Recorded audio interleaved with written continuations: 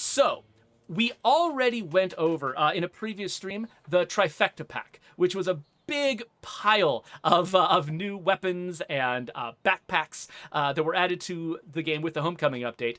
They all came from the Bounty Broker, and you could get those anywhere on any map.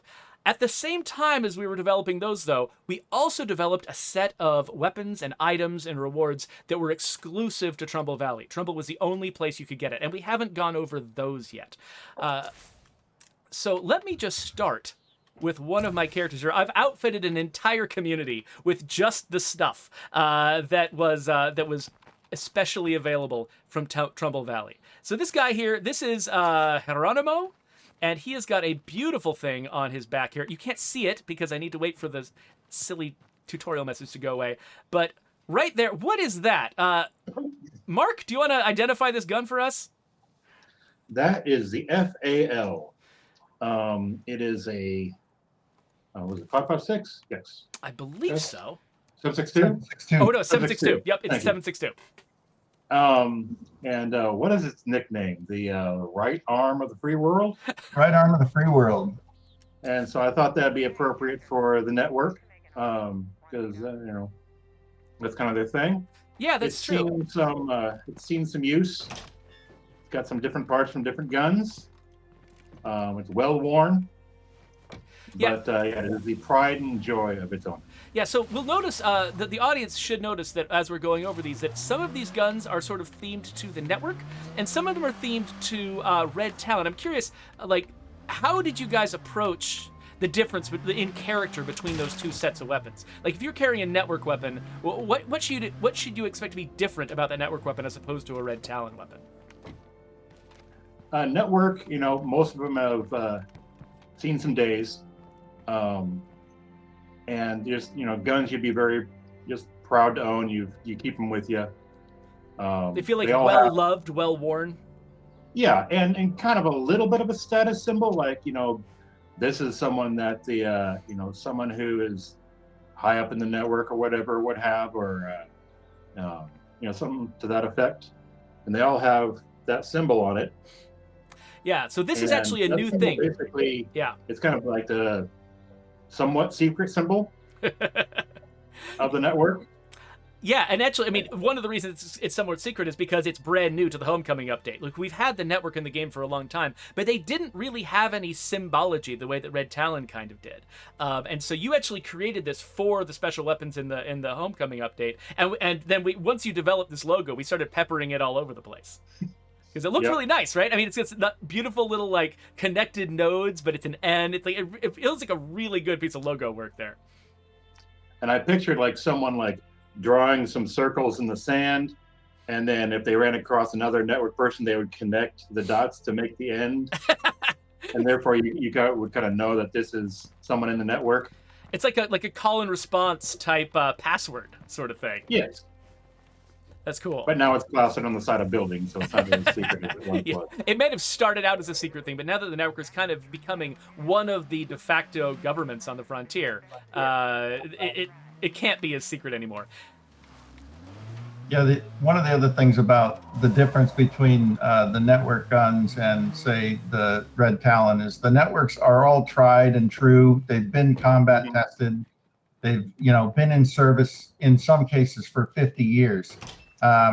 But they're still in service today with some militaries because of their reliability and the availability of parts on the world market and things like that. Yeah, you get the sense that the network has got a really strong sense of, like, you know, each community being able to sort of be self-reliant and they can take care of and maintain their own weapons. Whereas Red Talon has a much more, like, kind of an industry behind supplying weapons to their troops.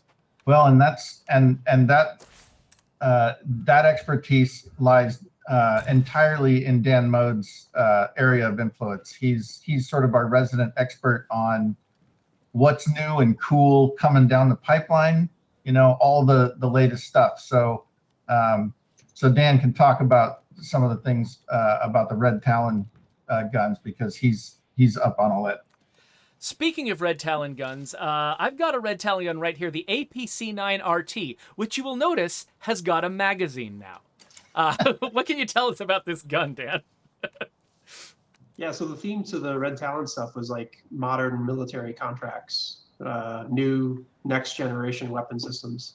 And we thought that that would be like a really good contrast with the tried and true classics that the network has. So there's a lot of new slick technology. And so the APC-9 is kind of like the modern replacement of the MP5. And figured it would be a really solid weapon for State of Decay. And one thing that I actually forgot to point out is that each of these characters is also carrying a melee weapon. So not only do we have these new Network and Red Talon guns, but we've also got some melee weapons that are inspired by various aspects of Trumbull Valley. Mark, do you want to tell us a little bit about Eli's mighty socket wrench here? Sure. So in the original game, you had the big ass wrench was just a gigantic, was an open-ended was a box wrench. Yeah, it's a kind of wrench you can feel like just could be like stamped out. Basically, it's just the simplest possible shape of a wrench. It's something that you would fix like semi-trucks with. So we wanted another big ass wrench that Eli would also use. So I happened to be cleaning out my grandpa's garage, and I found this thing. It's enormous socket wrench. The original. It's super old socket wrench, and it looks like something that could cause some damage. And so I put that in the game as an homage to Eli and also an homage to my grandpa. So did you use it as reference and model and text it yourself, or did you actually like scan it in? I used it as reference. I made it. It's a little bit bigger than the one I got in my hand, and the handle's a little bit different. Just a little bit. Gives you some grip. But it's in the line of a few things that I got from my my grandpa's garage. You may recognize this bad boy. Look at this the thing. hog splitter. Yeah, let's see that blade. Holy crap. Yeah, it's ridiculous. It's super rusty. I should probably clean it up a little bit, but it's just got that natural, like it's been in the barn for several decades rust to it. And so if anyone out there has played with the hog splitter, you know exactly what weapon we're talking about. That thing is amazing. Yeah, as a side note, if you visit Mark's house, it's actually really dangerous to walk around in there because there's so many like old rusty weapons lying around. Yeah. You don't want to trip on anything. One of those, like, I have no idea what this is for, but it looks super awesome. Took me a while to figure out what the hog splitter actually was, and that's what it's called. It's called a hog splitter. Make sure you're up to date on your tetanus shot. Yeah. Hey, we've got a question from Dutch Daily. Are the weapons unique to Trumbull Valley only available to be found once? So the ones that are integrated into the discovery system, I believe that yeah, like there's a certain place where you get that weapon, and that's the only place where you get that weapon, I believe. So that's once per save, or yeah, once per community, basically once per community. I think. And then some of these weapons are in Gen Pop loot. Sorry, the general loot table. So you will find some of those in other places as well. Yeah, unfortunately, I don't feel like I've got a solid list right now where we could precisely tell you which weapons in which categories. So, but if when you find a weapon, your character says something out loud and reacts to getting the weapon, that means it's a discovery. And that means you didn't find it using normal loot. And so you can probably assume that if you found the weapon that way, there's probably not a lot of them out there to find elsewhere in the world. So take care of that weapon. It's a good one. Keep maintaining it. Hey, Brant. MRD Gaming asked, how exactly did you land on the name Red Talon? Was there an inspiration behind it? So that goes back to the wild, crazy days of Lifeline? Yeah.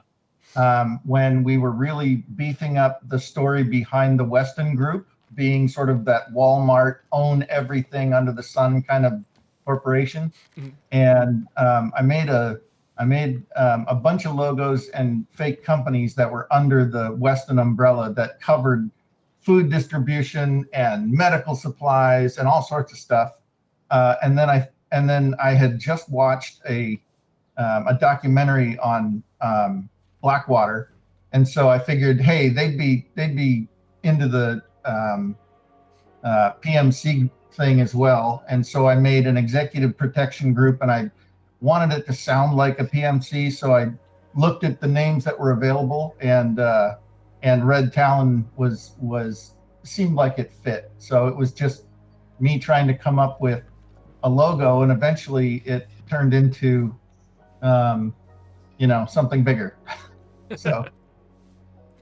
So one of the network weapons that we've also got, you can see it on his hip right here.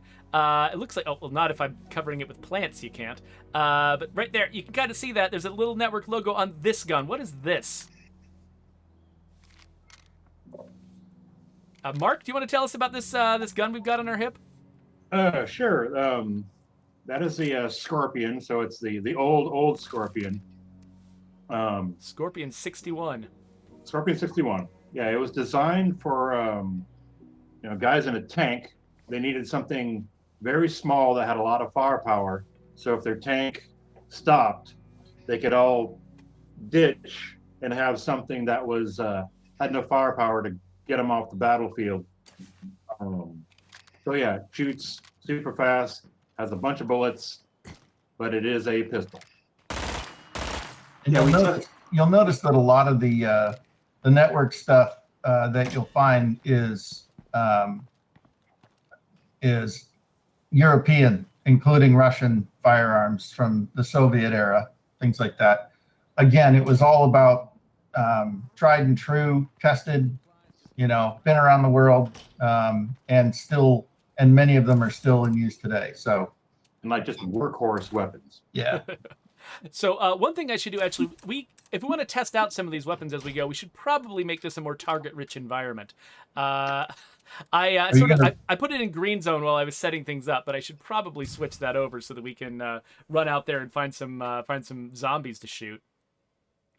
Yeah, so the Dutch Daily was asking a really similar question. Is there a reason behind it that a lot of the network weaponry feels like it's Cold War inspired? And you're saying that it's because these time honored weapons from Europe that have a lot of available parts, and that people, because I think because in Europe they've got sort of like a standardized set of ammunition, a bunch of standard stuff going on that that make you feel like, I don't know. You talk about this better than I can. Never mind. I'm going to stop trying to say things. If you opened a loot box, have kind of a unique feel to them, and a lot of the hard-to-find European weapons kind of have that vibe. Like, you're not going to find, FALs all over the place. You're not going to find Dragunovs all over the place. Those are really hard to find.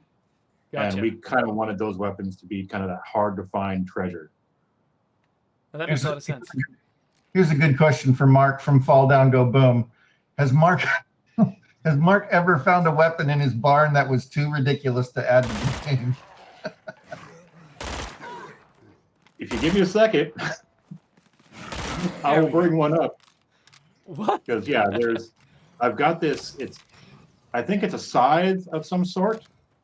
The handles are just too ridiculous for us to actually carry, but it is a super cool weapon. I wish we could figure out a way to get it in, but it looks like it would hurt super bad.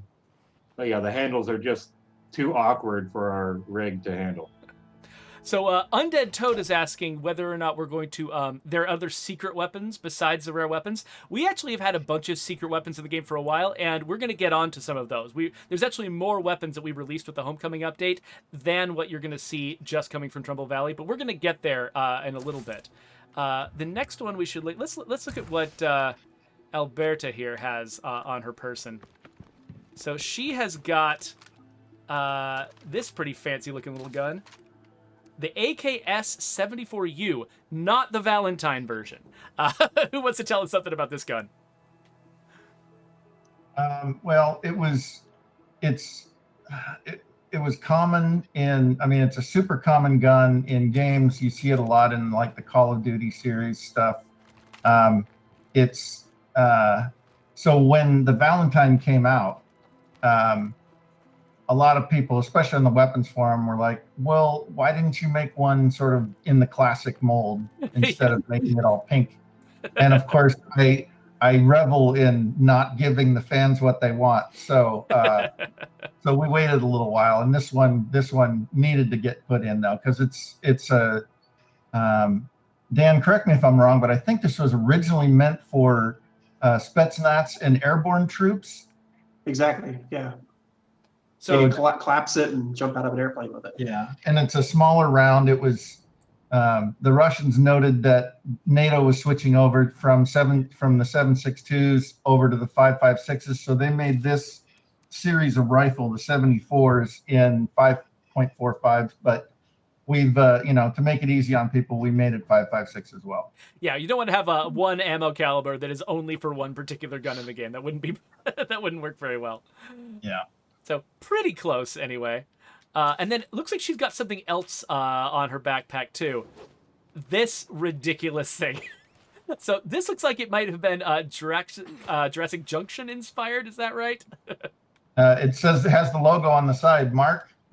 That one is the jawbone sword. It could be a sword, sure. It's got teeth on it. But it's just one of those things, like if you're driving through the middle of Montana or something like that, and you find some, little craft shop, they'll have like a bunch of kitschy little items that, someone has made. And so we just wanted something it just seemed primitive. And so that's what that is. Maybe I'll save this Juggernaut for later. Yeah. You're about to pick a fight you might not win. Yeah, I need to make sure that I've got the right weapon in store before I go after that guy. Okay, so let's look at somebody else. Let's see what Harley's got. Oh, this is an old favorite. Harley has got the SVD. I don't know, Dan, do you want to give us a little bit of background on this one? Sure. This is the Dragunov's sniper weapon. Honestly, I'm probably, of the three of us, I'm the one that knows the least about it. Oh, really? I assumed sorry. Whoever wants to talk about it, go right ahead. So yeah, I modeled it. It's got composite wood stock. The stock is the craziest thing I've ever seen on a firearm. It's super complicated, but just looks super cool. It was their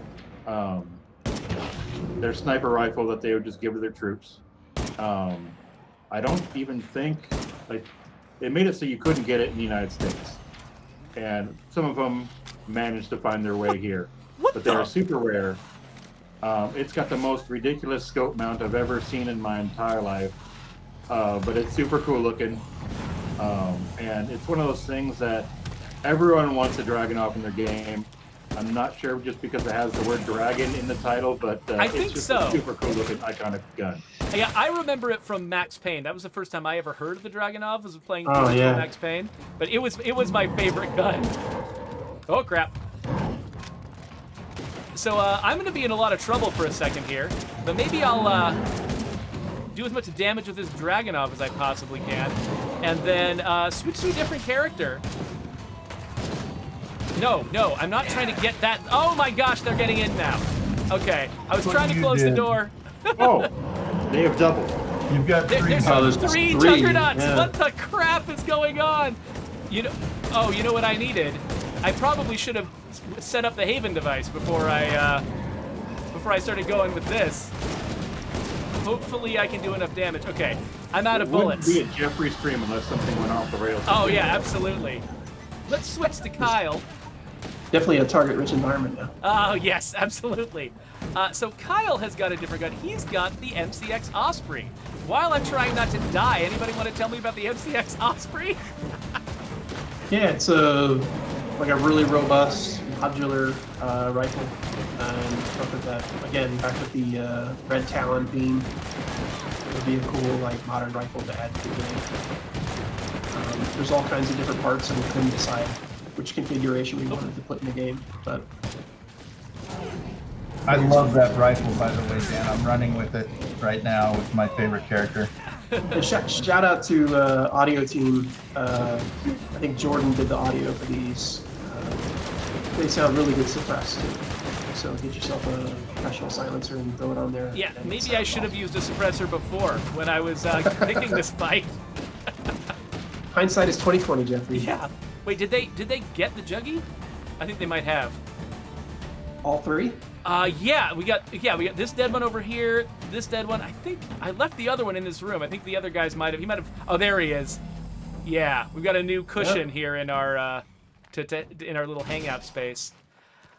Oh, right. Well, that went okay, I think. I'm happy with that. So here's a question that I will be able to answer. Will you guys put new clothes styles on the zombies? No. We probably have a bigger fish to fry out there than... No, because Zombies don't go shopping. Yeah, they don't go shopping. Zombies don't care what they look like. They're just happy to be who they They're are. lucky they have clothes. Yeah, We could exactly. all- You we could are all lucky learn. they have clothes on. Except for the bloater. Except for the bloater.